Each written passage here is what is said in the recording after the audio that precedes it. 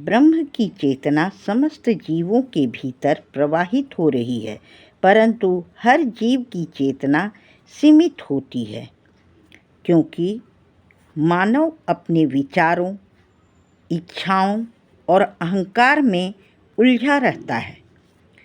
ये त्रिगुणों के प्रभाव में जीता है। यही उसका बंधन है, यही उसकी सीमितता का कारण है।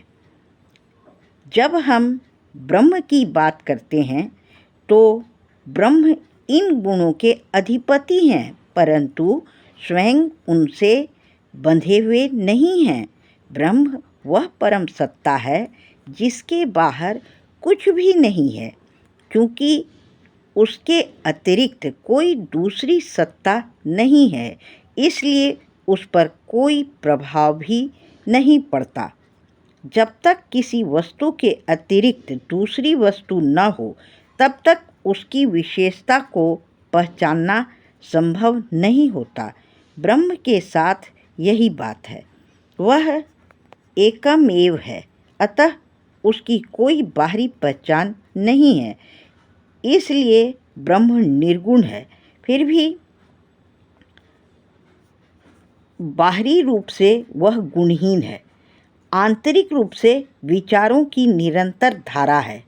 यही विचारधारा ब्रह्म की चेतना है, जिससे समस्त सृष्टि की रचना, पालन और लय होती है।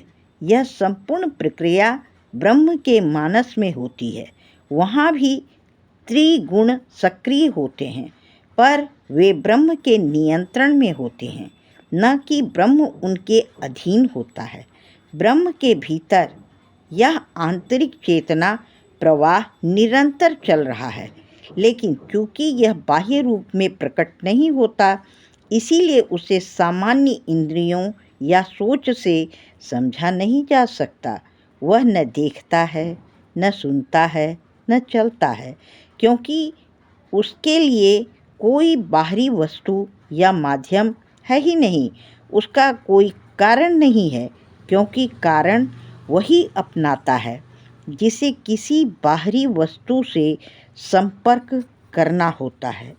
जब कोई जीव इस सीमितता को पार कर ब्रह्म की चेतना में एक हो जाता है, तब वह सृष्टि को उसके मूल रूप में अनुभव करता है।